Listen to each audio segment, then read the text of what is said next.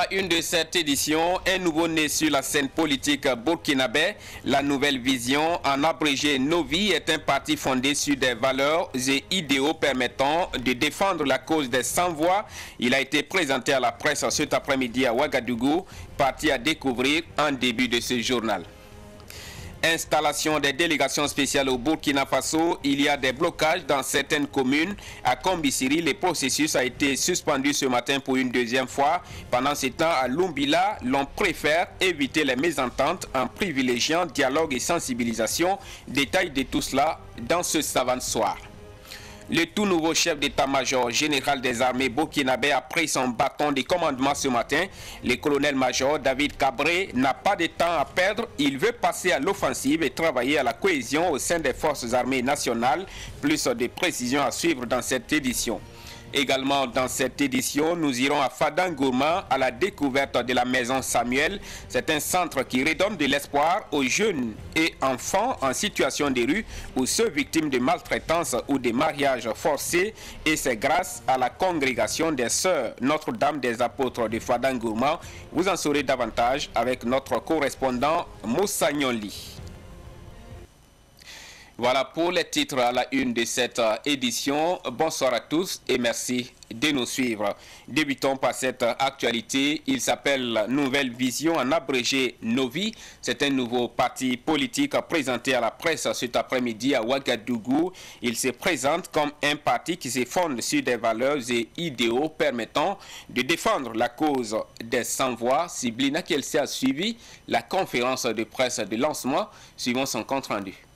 Le nouveau parti politique dénommé Nouvelle Vision, en abrégé Novi, est un regroupement de jeunes engagés dans la lutte pour un Burkina nouveau où femmes, anciens, jeunes, enfants, riches et pauvres auront chacun leur place. C'est pourquoi, selon son président Abdou Draman Sawadogo, son parti n'est ni libéral ni socialiste, mais se réclame d'obédience tercériste. Le tercérisme, c'est un courant de pensée politique qui se situe entre le libéralisme et le socialisme. C'est-à-dire qu'une politique économiquement humaine. Il y a une confusion entre ceux qui se disent socialistes et ceux qui se disent libéralistes, parce que nous remarquons que même les socialistes sont à peu près des capitalistes, dans les faits.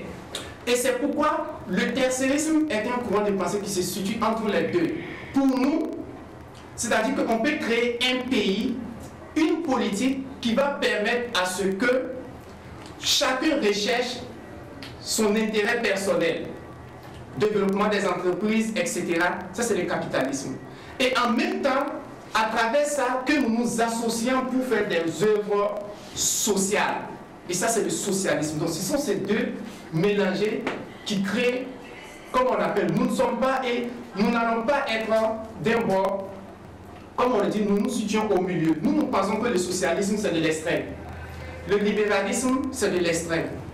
Et le milieu, c'est le tercérisme. Pour Abdou Draman Sawadogo, son parti Nouvelle Vision recherche une lueur d'espoir. C'est pourquoi il soutient le nouvel homme fort du Burkina, Paul-Henri Sandaogo Damiba. Quand nous avons dit que nous sommes derrière Damiba, c'est parce que pour nous, c'est une lueur d'espoir, comme je l'ai dit. Si il ne fait pas ce que nous pensons être le mieux pour le peuple, nous ne serons pas derrière. Et ça, on vous prend comme garant. Si les objectifs ne sont pas des objectifs qui encouragent, c'est-à-dire qui encouragent le développement du Burkina Faso, nous n'allons pas être derrière la transition. Pour vraiment accompagner la transition, Abdou Draman Sawadogo a écrit un livre de 140 pages intitulé « Et si on se réveillait ?» Ce livre contient les 12 clés du développement du Burkina Faso qu'il compte remettre au président du Faso. Le président du parti Nouvelle Vision dit suivre avec attention les événements qui se passent au Mali. Il exhorte la CEDEAO à être la communauté des peuples africains et à lever toutes les sanctions qui pèsent sur le Mali déjà éprouvé par la crise sécuritaire. Des mésententes autour de l'installation de la délégation spéciale des Kombisiri. Ce matin, plusieurs structures associatives n'ont pas pu se mettre d'accord sur la désignation de leurs représentants. Chez les femmes, par exemple, le choix de Ramata Rwamba n'a pas fait l'unanimité parce que certaines femmes la jugent proche de l'ancien parti au pouvoir, le MPP. Je vous invite à vivre l'ambiance qui a prévalu ce matin à la salle des fêtes de la mairie des Kombisiri où se faisaient les différentes désignations sous donc la supervision du préfet. Suivant.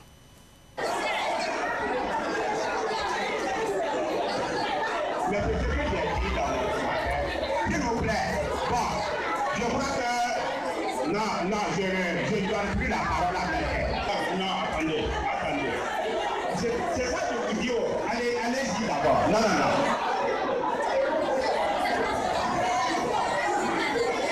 J'ai dit. Écoutez, s'il vous plaît. Si vous n'écoutez pas, on va mettre fin à la rencontre. Vous voyez? Non. Allez-y.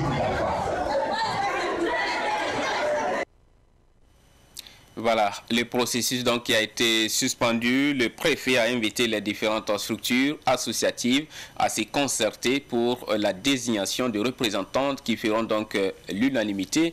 Le processus devrait reprendre demain. Et c'est ce cas de figure que l'on souhaite éviter à Lumbila. Les premiers responsables de cette commune ont entrepris depuis lundi les concertations. Les responsables des structures associatives sont sensibilisés sur les critères de désignation des membres de la délégation spéciale. Abdoulaye Kinda est allé à la rencontre du secrétaire général de la mairie de Lumbila. Suivant. Les communes sont en plein bouillonnement avec la mise en place des délégations spéciales. Mais ici à Lumbila, grande zone de maraîchiculture, grâce à son barrage, les autorités déconcentrées prennent des précautions. C'est pourquoi l'air est à la concertation.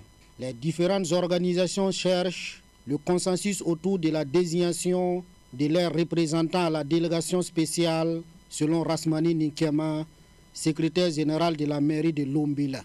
Madame le préfet chargé de l'expédition des affaires courantes a adressé des correspondances aux différentes structures pour la désignation de leurs membres. Voilà, donc avec des accusés de réception. C'est quand ces représentants seront désignés que maintenant nous allons appeler les divers membres à l'installation de la délégation spéciale. Ça peut créer des bruits comme ça peut ne pas créer, mais je pense que les mesures qui sont prises là permettront quand même de minimiser en tout cas les conflits. Si cet esprit de conciliation se poursuit, la délégation spéciale communale de Lumbila pourrait relever les défis de l'ancien conseil municipal. Ça dépendra des instructions qui nous seront données par les nouvelles autorités. Parce que vous savez qu'un conseil municipal, il y a plusieurs activités qui se mènent dans divers domaines. Par exemple, quand on prend le domaine foncier, si on prend le domaine de la mobilisation des recettes, le domaine des investissements, je pense que si les autorités nous donnent le quitus, alors comme ce sont des représentants des divers services techniques, ils pourront poursuivre l'activité sans problème. Voilà, mais s'il y a des limitations, alors ça va quand même réduire la marge de manœuvre de cette nouvelle délégation spéciale. En attendant cette installation, tout tourne au ralenti à la mairie. Le préfet expédie les affaires courantes. On sent un ralentissement parce que la délégation spéciale n'est pas encore installée. Voilà, mais d'ores et déjà dès la dissolution, ce qui concerne les activités courantes de tous les jours, alors nous continuons à les mener parce que il y a le préfet qui est chargé de l'expédition des affaires courantes, donc tout ce qui est signature.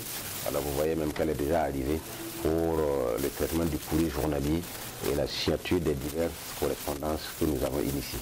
Les populations de Lumbila attendent donc la mise en place de leur délégation spéciale. Elles pourraient accompagner leurs activités de maraîchiculture autour du barrage ainsi que les autres activités commerciales et touristiques. Le tout nouveau chef d'état-major général des armées burkinabè, installé ce matin dans la sobriété, pas de temps à perdre, le colonel-major David Cabré entend aller à l'offensive contre les groupes armés terroristes. Il entend également œuvrer à la cohésion au sein des forces armées nationales. Retour sur la cérémonie d'installation avec Fatih Sankara. Revue de troupes du secrétaire général du ministère des Armées, prise de commandement et discours du nouveau chef d'état-major général des armées. Ce sont les temps forts de cette cérémonie d'installation qui s'est voulue sobre. Pour le colonel-major David Cabré, il n'y a pas de temps à perdre. Il faut passer aux actions sur le terrain. En ma qualité de chef d'état-major, entrant et au regard des priorités du moment, l'heure n'est pas au beau discours, mais à l'action. Ma prise de commandement intervient en effet dans un contexte sécuritaire fortement dégradé, marqué par la recrudescence des attaques terroristes dans plusieurs parties de notre territoire. Dans cette phase critique, où la conduite de la destinée de notre pays échoue aux forces armées nationales, les attentes de nos populations, aussi nombreuses que légitimes, n'offrent aucune option que la réussite. Cela nous impose de prendre des actions urgentes, fortes dans l'esprit de la refondation de notre nation, portée par le président du MPSR, président du FASO, chef suprême des armées. Pour réussir sa mission, le nouveau chef d'état-major général des armées va travailler à renforcer la logistique et la cohésion au sein des forces armées. Le chef d'état-major des armées que je suis développera un nouveau dynamisme en comptant sur chacun de ces hommes dans le cadrage défini par son Excellence, Monsieur le Président du FASO, chef suprême des armées. Je renforcerai l'action du commandement par la cohésion, la concertation, l'unité d'action avec les grands subordonnés. Je prêterai une attention particulière aux préoccupations de la troupe, notamment à travers une flexibilité des structures logistiques pour un soutien optimal des unités engagées.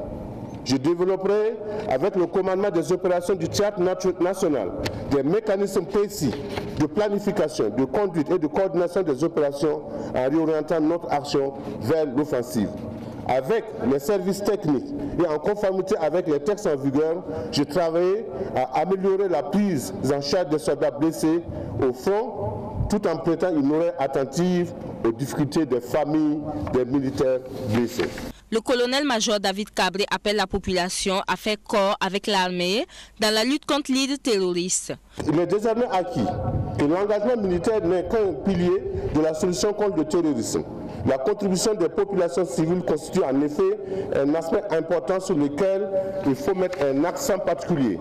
C'est pourquoi j'appelle l'ensemble des populations à faire corps avec les forces combattantes en leur apportant le soutien à la hauteur des enjeux. Des efforts entre forces de défense et de sécurité, VDP et population permettra d'inverser la tendance. Pour ma part, je m'engage solennellement à servir avec la plus grande loyauté et le plus grand dévouement à la tête des forces armées nationales pour le succès des armes du Burkina Faso. Le colonel-major David Cabré est âgé de 54 ans. Il est le 20e chef d'état-major général des armées du Burkina, armée mise en place le 1er novembre 1960 par Sangoulé Lamizana. Le président du FASO, le lieutenant-colonel Paul-Henri Sandaogo Damiba, a installé hier la commission technique d'élaboration des projets, des textes et d'agenda de la transition. Il invite la commission à se fixer comme priorité la restauration de l'intégrité du territoire, la consolidation de la paix et de la cohésion et le retour des personnes déplacées dans leur localité d'origine. Écoutons l'adresse du président du FASO aux membres de la commission. Les attentes de nos populations sont nombreuses et elles sont légitimes. C'est pourquoi les responsabilités qui nous incombent sont immenses. Dans l'esprit des aspirations profondes du peuple burkinabé, le MPSR s'est fixé comme priorité absolue la restauration de l'intégrité territoriale de notre pays.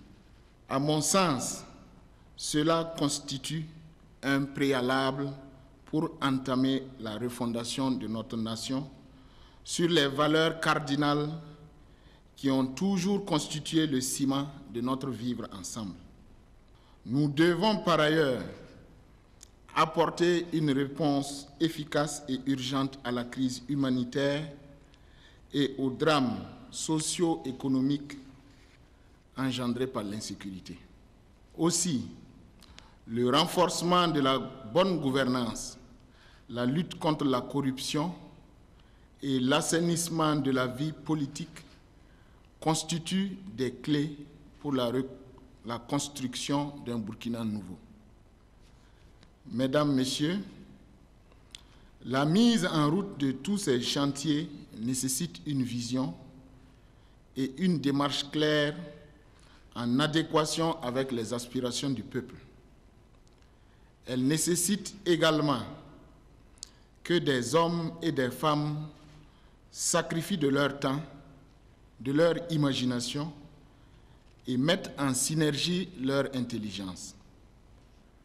C'est à cela que répond la mise en place de la commission technique d'élaboration de projets de texte et de l'agenda de la transition. Je voudrais rappeler à chacun des membres de cette commission le rôle historique qui est le sien. Les sillons que vous allez tracer sont les premières esquisses du portrait de notre futur Burkina Faso. Il faut qu'il soit beau, qu'il reflète nos traits et qu'il ressemble à chaque Burkinabé.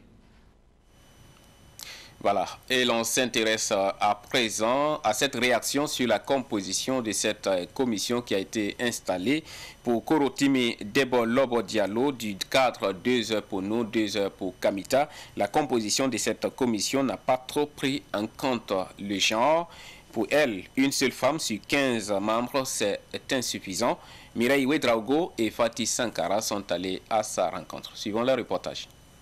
L'équipe de la commission technique d'élaboration du projet de texte et d'agenda de la transition a un profil qui rassure.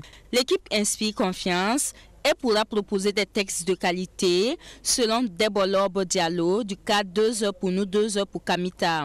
Quand on regarde cette composante, j'ai parcouru la liste. À peu près 3 personnes que moi j'arrive à connaître, j'ai eu à suivre les formations. Les autres, je ne les connais pas très bien. Mais quand on regarde les statuts, c'est-à-dire le domaine dans lequel ils interviennent, on voit que la plupart de ces hommes sont des juristes, des anthropologues, des sociologues, des chercheurs. C'est en quelque sorte, la plupart même c'est des juristes. Alors, quand on regarde, ce qui fait que je vois que le chef d'État en place actuellement est très très prudent. Pourquoi je dis cela? Parce que quand tu regardes ces hommes, tu vois que ces hommes sont des hommes neutres. Donc cela va permettre à ces hommes d'écrire la charte sans intérêt. Et avec cette charte, ils peuvent écrire quelque chose de solide qui a attrait avec notre réalité, parce qu'on sait qu'il y a plusieurs situations actuellement auxquelles fait face la population qui souhaite même, qui est content avec la venue de ce pouvoir en place. Le seul regret de cette étudiante en langue germanique, c'est la non-association des OSC et le faible effectif des femmes dans la commission de rédaction des textes de la transition. Quand je regarde ces composantes, je vois qu'il n'y a pas d'acteurs de la société civile. Quoi qu'on dise et quoi qu'on fasse, les acteurs de la société civile ont également été au devant de cette lutte. Alors on pourrait également faire appel aux acteurs de la société civile. Et également le Burkina Faso ne constitue pas seulement hommes qui sont sortis de l'école classique. On pouvait faire appel également à d'autres couches de la société. Si Damiba n'a pas fait appel aux femmes, je dirais qu'il a mis un peu en doute les compétences des femmes ou il n'a pas cherché à découvrir d'autres femmes compétentes. Alors ça a été peut-être déplorable à ce niveau. Mais cette actrice de la société civile reste confiante quant à la qualité des documents qui seront produits. Elle est animée d'espoir. Il faut dire que moi je suis optimiste du côté où je vois qu'on va pouvoir résoudre le côté corruption. On ne va pas voir un grand changement, un trop grand bouleversement des choses, parce que je vois qu'ils seront attachés toujours aux tests. au test qui se relève toujours de la communauté internationale, au test qui va faire qu'on va plus, on va ignorer souvent nos réalités endogènes. En ce qui concerne la durée de la transition, Debolob Diallo propose l'intervalle de 6 mois à 2 ans au plus. C'est un centre qui redonne de l'espoir aux enfants et jeunes en situation des rues ou ceux victimes de maltraitance, de mariage forcé ou des difficultés de tout genre. La maison Samuel de la congrégation des Sœurs Notre-Dame des Apôtres de Fada aide à l'insertion socio-professionnelle des jeunes en difficulté. Notre correspondant dans l'Est du Burkina, Moussa Nyoli, nous amène à sa découverte. Maison Samuel de la congrégation des Sœurs Notre-Dame des Apôtres de Fada. Créée en 2007, c'est en 2015 que l'autorité administrative a reconnu officiellement le centre comme structure privée de prise en charge des enfants et jeunes en difficulté. Nous accueillons des enfants en situation de rue, victimes de maltraitance, mariage forcé et toute autre situation qui mettent en danger la vie et le devenir de l'enfant. L'âge accueil est comprise de 6 à 21 ans. Pour leur réinsertion, les enfants accueillis au sein de la maison Samuel ont le choix d'apprendre un métier ou poursuivre des études. Pour nous, pour chaque enfant qui nous accueillons ici au centre, on les donne la possibilité, soit pour les scolarités, ou bien si l'enfant veut apprendre un métier, on lui met dans un atelier ou bien une école professionnelle pour apprendre quelque chose. 17, c'est le nombre d'enfants répartis dans plusieurs domaines d'activité que le centre a en charge. Dans l'atelier, on a 4 enfants. Une fille qui fait la couture. On a un qui fait la menuiserie dans un atelier. Un autre qui a eu son CQP cette année. Et un autre qui fait l'électricité. Et il y a les enfants aussi qui vont à l'école. On a 7 écoles primaires, 5 au collège. On a déjà eu 2 filles qui ont fait jusqu'au baccalauréat et là à l'université à Ouaga. Une autre, elle est toujours ici, mais pour le moment, elle est dans l'Institut de travail social du Burkina Faso à Gawa. Namono Moïse est un ancien pensionnaire de la maison Samuel. Il est installé dans la ville de Fadangourma après quelques années de formation en mécanique. J'ai fait la mécanique à 2 roues, moto. Je leur dis merci d'abord et les encourager de tout ce qu'ils font. Et que Dieu n'a qu'à les aider vraiment, donner les moyens nécessaires puisqu'ils puissent aller de l'avant pour qu'ils puissent aider d'autres personnes aussi comme ils m'ont aidé. La réinsertion des enfants en difficulté dans la société est le credo des Sœurs Notre-Dame des Apôtres de Fada. C'est grâce aux œuvres de bienfaisance que les sœurs essayent de redonner de l'espoir aux enfants en situation difficile. Vendeurs de maillots, de drapeaux, de sifflets et de vuvuzelas et tenanciers de maquis et bars ont tous tiré profit de la Coupe d'Afrique des Nations qui vient de s'achever du côté du Cameroun. En tout cas, le compte a été bon pour ces commerçants à Ouagadougou. Constat d'Issa Oumarati. La moisson a été bonne pour ces commerçants et vendeurs de maillots, de sifflets, de drapeaux et de vuvuzelas pendant la période de la Coupe d'Afrique des Nations Cameroun 2021. Une satisfaction totale pour Abdoul Faisal Nana et Karim Zoundi, tous deux vendeurs de maillots. Le premier a liquidé son stock de maillots et le second a fait de la vente de sifflets et de vuvuzelas sa priorité en plus de celle de maillots. La canne est venue, bon, les gens connaissent que je vends du matériel sportif, donc j'ai vendu beaucoup. Et ça vaut 30 maillots que j'ai vendu dans 2 jours. Là. Dans 2 jours, j'ai vendu 30 maillots. Donc je ne sais même pas tout que j'ai vendu, mais je sais que j'ai trouvé. J'ai gagné bon quelque chose. Et les vuvuzelas, est-ce que... Les vuvuzelas là, ça vaut 100 vuvuzelas. Le drapeau c'est 7500, 8000. Petit drapeau là c'est 500. Il y a des gens qui sont venus mais ils ne peuvent pas trouver même. J'ai tout vendu, mais il y a beaucoup de clients qui sont venus et ils n'ont pas trouvé même. Donc vous êtes content? Oui, je suis content, vraiment je suis content. C'était le match du demi-finale que c'est le maillot. Bon, comme il est manqué aux environs de 18h, 19h seulement. Ouais, donc quand l'étalon n'est pas qualifié, bon. Sinon le lendemain, si on était qualifié seulement, on allait commander d'autres maillots. Mais comme les étalons, bon, Dieu a fait ainsi. Ah, vraiment, ils nous ont aidés en tout cas. Nous on donnait le prix en gros à 7500. Bon, d'autres pas vendre à 12 500, 15 000. Bon, mais c'est ça aussi. Bon, vu ce que nous on est à l'heure là, bon, c'est ça. Bon, on est satisfait. On est très satisfait. Ouais, puis bon, à cause du ballon, on a trop vendu. Boukari Ouedraogo, vendeur de maillots, a fait de bonnes affaires durant cette période, mais reste quand même sur sa soif. Il n'a pas pu tout liquider. En demi-finale, ouais, c'était manqué. C'était manqué. J'en cherchais, il n'y en a même pas. C'était manqué au Burkina. Mais à la dernière minute, les maillots sont venus. Mais ils sont là, ils ne sont pas payés comme les matchs n'est pas bien passé. Comme ce n'est pas payé là, ça reste. Même dans le magasin, il y en a. Même dans les magasins, il y en a. C'est la sanction que nous avons présentée seulement, sinon dans les magasins, il y en a. Et mais comment vous allez faire maintenant avec les maillots? Non, c'est que ça va aller. Ouais, ça va payer. D'ici 2 mois, c'est le bout, il y a 3 mois, ça va commencer. Les tenanciers des bars Zemaki ont aussi tiré leur épingle du jeu pendant cette CAN. Comme ce maquis à proximité du palais de la culture Jean-Pierre Ringané.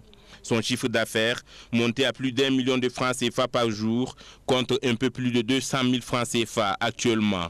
Bon, pendant la CAN, vraiment, sans vous mentir, honnêtement dit, il y a eu massé, on a beaucoup vendu, on a eu massé. Ça, je ne peux pas vous mentir. Voilà. Et vous avez vendu combien de casiers ou bien combien de possessions? Ça, ça ne peut même pas compter. On a beaucoup vendu, vraiment. Parce que les 3 jours que j'ai fait, les 3 jours là, bon, je peux dire qu'on a eu quelque chose de 5 millions, quelque chose en allant. Les 3 jours, si je montre, j'ai fait les 3 jours là, au moment de CAN là. Si je n'ai rien eu, c'est 5 millions, quelque chose en allant. Mais dans les 2 jours là, vraiment, il n'y a pas massé. Pendant la CAN, on a envoyé boisson, on a beaucoup commandé, mais ça marchait. Mais ça reste pas encore. Bon, ça reste plus. Pendant la CAN, la boisson qu'on a commandé là, toute boisson est finie. Mais on commande même, des fois même, il y a des clients même qui viennent, il n'y a pas de boisson, c'est chaud, mais ils boivent. Emmanuel Cabré, un gérant de maquis aux alentours du stade municipal de Ouagadougou, n'est pas satisfait de son rendement pendant la CAN. Bon, satisfait ou financièrement, non, bon. Ça n'a pas été comme on espérait, mais ça va. Quand il y a des cérémonies, nous on prend pas comme d'habitude, on ajoute un peu notre commande pour quand même ne pas. Mais on sent que vous n'avez pas carrément épuisé votre stock. La boisson, c'est pas une déception? Non, jamais pour moi, j'avais une déception, non, puisque on ne vend pas aujourd'hui, la boisson ne se gâte pas. Hein. Quand le reste, on commande encore, on ajoute, on vend, c'est comme ça. Dire que dessus, non, on ne vit pas pour la canne. Okay. 2 tenanciers de début de boissons qui ont voulu rester dans l'anonymat nous ont confié qu'en un mois de compétition, ils ont vu leur chiffre d'affaires tripler. Et cette 33e édition de la Coupe d'Afrique des Nations de football a connu une hausse des primes pour les 4 équipes qualifiées pour les demi-finales. On en sait un peu plus avec Ruben Wilson Koyo.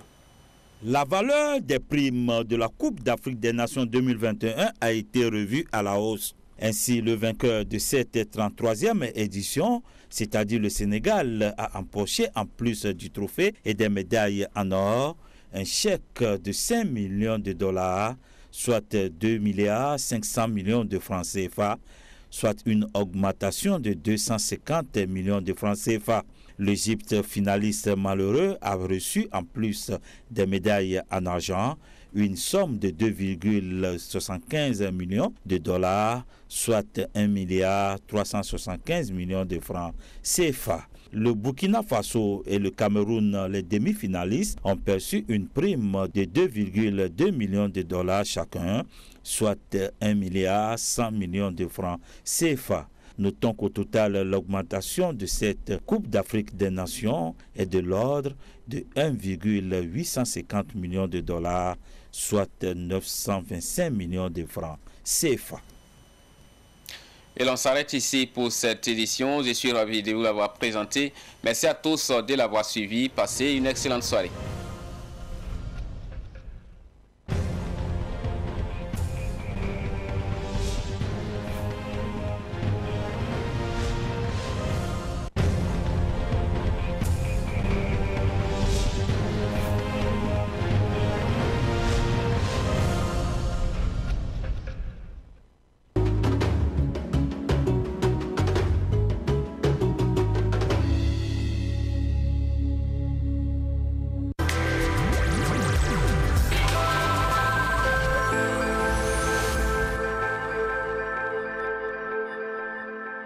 envie de regarder uniquement du cinéma.